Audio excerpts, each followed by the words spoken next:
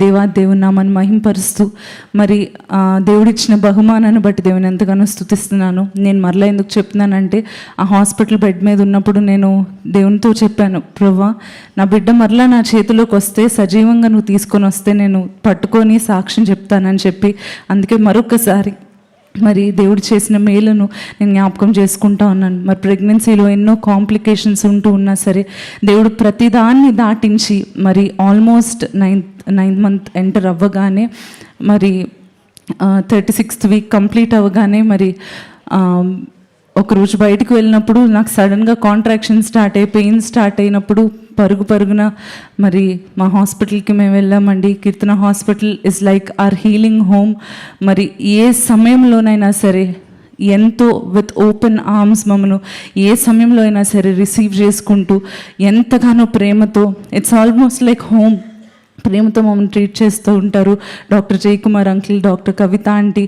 మరి అదే సమయంలో మరి వారు పరుగున వచ్చి అన్నీ కూడా అడ్జస్ట్ చేసినప్పుడు పెయిన్స్ తగ్గిపోయాయి. కానీ నెక్స్ట్ డే మార్నింగ్ మాత్రం ఫీటల్ మానిటర్ పెట్టినప్పుడు బేబీ మూమెంట్స్ తగ్గిపోయినాయి అన్నమాట. బేబీ మూమెంట్స్ లేవు అండ్ హార్ట్ బీట్ కూడా చాలా ఉండవలసినట్టుగా లేదు అని చెప్పినప్పుడు ఆ రోజు ఆఫ్టర్నూన్ డిసైడ్ చేశారు ఎమర్జెన్సీ సి సెక్షన్ చేయాలి అని చెప్పి.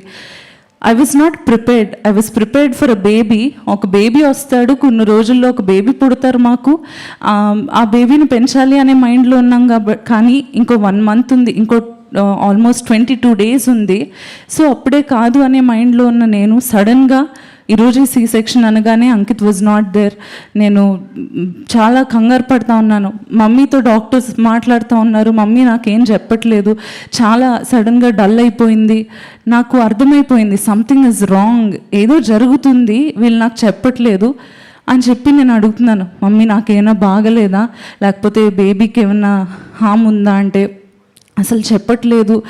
బ్రతిమలాడుతున్నాను, ప్లీజ్ చెప్పు అంటే చాలాసేపటికి అదే కొంచెం ఫీటల్ డిస్ట్రెస్లో ఉండొచ్చు, సో బేబీ హార్ట్ బీట్ ఉంటుందో లేదో తెలియదు అని చెప్పి అన్నారు. అని చెప్పగానే అసలు నాకేం ఆలోచించాలో కూడా తెలియలేదండి. నాకు మమ్మీ మీద కోపం వచ్చేస్తుంది, నువ్వే ఎక్కువ కంగారు పడిపోయి నన్ను కంగారు పెడుతున్నావు అని చెప్పి మమ్మీ మీద కోప్పడ్డం మొదలుపెట్టాను.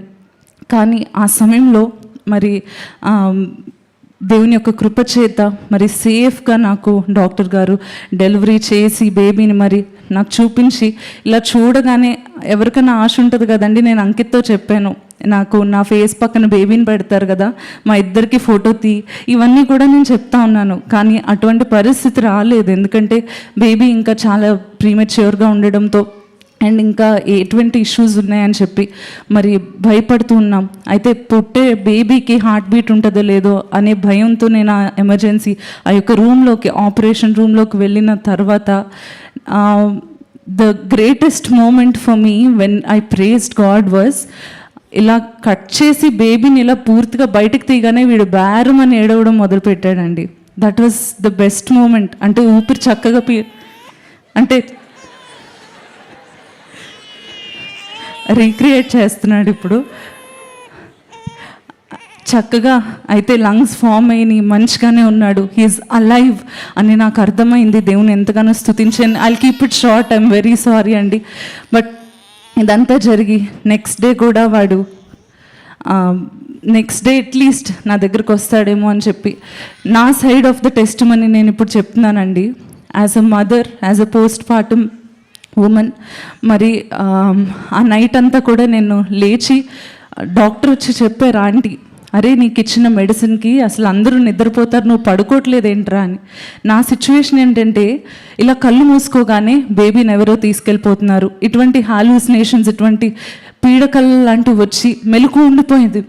నా బేబీని ఎప్పుడు ఇస్తారు ఆంటీ, ఒకసారి బేబీని చూస్తానంటే నాన్న మానిటరింగ్లో ఉన్నాడు అని చెప్పి నాకు ధైర్యం చెప్తూ ఎంతగా నన్ను బలపరుస్తూ వచ్చారు.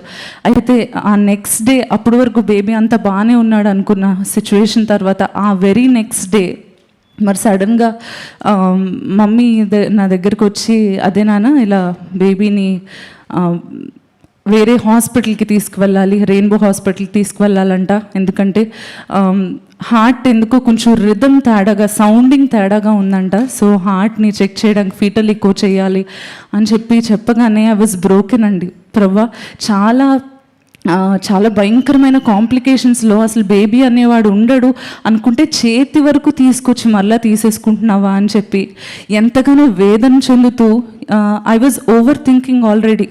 డాక్టర్ అంకుల్ వచ్చి చాలా ధైర్యం చెప్తున్నారు, షైనమ్మ అసలు నువ్వు ఏడవకు నాన్న, అసలు ఏడవకూడదు అంటే నాకు కంట్రోల్ చేసుకునే సిచ్యువేషన్లో లేను, భయంకరంగా ఏడుస్తూ ప్రభా అయితే నేను ఇంట్లో నా బేబీకి సర్దుకున్న సామాన్లు అవన్నీ కూడా ఎవరికి ఇచ్చేయాలి అంతవరకు నేను ఆలోచించేస్తున్నాను అనమాట. అంటే బేబీ నా చేతిలోకి ఇంకా రాడు అని చెప్పి. అది మేము అనౌన్స్ చేసాం కదా ప్రభా, నీ చిత్తానుసారంగా నువ్వు ఇచ్చిన దర్శనం బట్టి దేవుడు మాకు ఒక మగబిడ్డని ఇస్తాడు, వాడు సేవ చేస్తాడు అని అనౌన్స్ చేశాము. మరి ఇప్పుడు నేను మొహం ఎలా చూపించుకోను ప్రభా, ఇంతేనా నీ వాగ్దానం అని చెప్పి దేవుని ప్రశ్నించడం మొదలుపెట్టానండి. ప్రశ్నించడం మొదలు పెడుతూ చాలా అధైర్యపడిపోతూ ఉన్నప్పుడు అతను రాసిన ఈ సాంగ్ నాకు నా మనసులో గుర్తొస్తూ ఉంది. బల్ల క్రింద పడిన రొట్టె ముక్కలైనా చాలు, నా పిల్లను బాగు చేయి ప్రభా అని చెప్పి ఆ బోరు మన ఏడుస్తూనే నేను అంకిత చేపట్టుకొని నా మనసులో చెప్పుకుంటున్నాను, ప్రభా ఆమె అన్నది కదా ఆ స్త్రీ, ఆ రొట్టె ముక్కలు పడిన ఆ స్త్రీ అన్నది కదా, ఆ రొట్టె ముక్కలు పడినవి నా కూతురికి ఇవ్వు ప్రభా, అదైనా ఆ కుక్కని నేను అనుకొని నా బిడ్డను నా చేతికి తీసుకురావా అని చెప్పి నేను దేవుని అడుగుతున్నాను. కరెక్ట్గా 2 అవర్స్లో ఆ ఫీటల్ ఎకో యొక్క రిపోర్ట్స్ వచ్చి నీ బేబీకి ఎటువంటి హార్ట్ ప్రాబ్లం లేదు, హీఈస్ కంప్లీట్లీ ఫైన్ అనే న్యూస్ నాకు వచ్చింది. దేవునికి మహిమ కలుగునుగాక.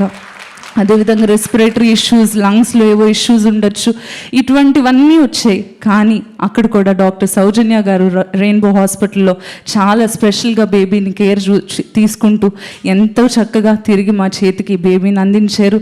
అండ్ మా బేబీ నేమ్ త్వరలో మేము రివీల్ చేయాలని ఆశపడతా ఉన్నాం.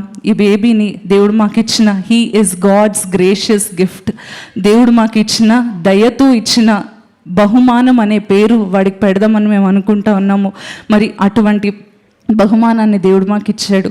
ఈ 9 months కూడా మా మిరకిల్ ఫ్యామిలీ అందరూ కూడా సొంత కుమార్తె, మేనకోడలు, చెల్లి, మనవరాల కోసం ఎలా ప్రార్థిస్తారో మీరు అందరూ కూడా నా కోసం ఆ విధంగా ప్రార్థించారు. అందును బట్టి మీకు అందరికీ వందనాలు తెలియజేస్తున్నాను. దేవాది దేవునికి ఎన్నో స్తోత్రాలు చెల్లిస్తున్నాను. నేను ఊహించలేదండి, ఆ హాస్పిటల్ బెడ్ మీద నేను ఊహించలేదు ఈ విధంగా దేవుని సన్నిధికి నా బిడ్డను తీసుకొని వస్తానని. But today he is here with me to praise God. దేవుని స్తుతించడానికి నా బిడ్డ నాతో పాటు వచ్చాడు. అందును బట్టి దేవునికి ఎంతో స్తోత్రాలు చెల్లిస్తూ ఈ సాక్ష్యాన్ని బట్టి దేవునికి మహిమ చెల్లిస్తున్నాను. Praise the lord.